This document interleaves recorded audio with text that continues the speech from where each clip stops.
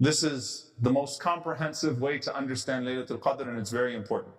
The narration about the Prophet sallallahu alaihi wasallam, إِذَا دَخَلَ الْعَشْرُ شَدَّ مِئْزَرَهُ وَأَحْيَا لَيْلَهُ وَأَيْقَظَ أَهْلَهُ sallallahu alaihi wasallam, that when the last 10 nights would come in, the Prophet ﷺ would tighten up his waist belt and he would give life to the night.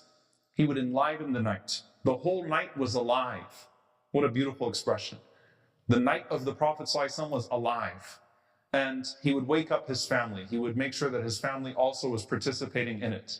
Rasulullah ﷺ, when he said, do not turn your homes into graveyards. Assign a share of your salah to your homes. Don't turn them into graves. Why? Because dhikr gives life to the heart and it gives life to any space that we are in. Imam al-Shafi'i, rahimahullah ta'ala, he has a very important reflection on this hadith. He says that when you look at the companions of the Prophet sallallahu alaihi wasallam, some of them preferred to spend the night in praying. Some of them preferred to spend the night in qira'at al-Quran, in the recitation of the Quran. Some of them preferred to spend the night in dua. Some of them preferred to spend the night distributing their sadaqat. Each one of them had a regimen, and they weren't all the same.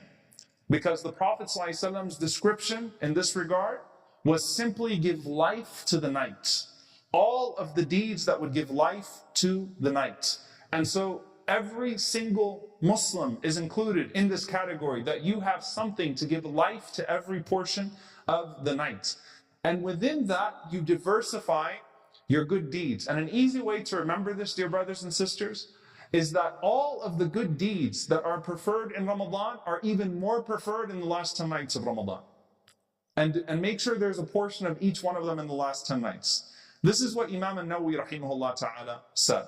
He said that قال أصحابنا, he said that our scholars said, والجود مستحب في شهر رمضان وفي العشر الأواخر أفضل اقتداء برسول الله صلى الله عليه وسلم وبالسلف ولأنه شهر شريف فالحسنة فيه أفضل من غيره. He said, رضي الله تعالى عنه رحمه الله, that our scholars said that to be generous in Ramadan is highly recommended, as we know from the Prophet ﷺ, al-Jud, the most broad definition of generosity. And he said specifically during the last 10 nights, because the best time to emulate the Prophet ﷺ is in the last 10 nights of Ramadan. So every description you have of the Prophet ﷺ, iqtida, to follow the Prophet ﷺ in those last 10 nights, is the best way to worship Allah subhanahu wa ta'ala, as it is to worship Allah subhanahu wa ta'ala at any time. And the month is honored as a whole, and these last 10 nights are the most honored 10 nights of the month.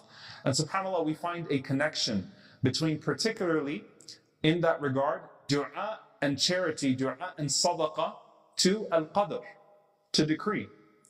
Why? Because the Prophet ﷺ said that there are two things that affect your divine decree.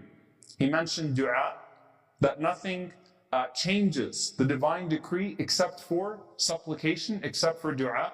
And he mentioned ﷺ that nothing extends the life of a person except for a sadaqah, except for charity. That would actually form an extension, change the decree and extend a person's life.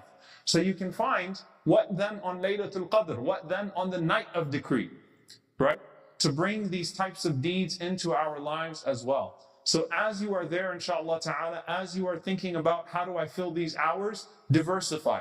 Keep going between these things and know that you are following the Salaf in some way. One of the companions has a night that resembles the one that you do, or you hope that your night resembles one of the Sahaba in the portions that you are assigning, because they were all different in that regard, but all of them were exerting themselves, all 10 nights of Ramadan, giving life to the night in obedience to the Prophet ﷺ and in seeking the pleasure of Allah.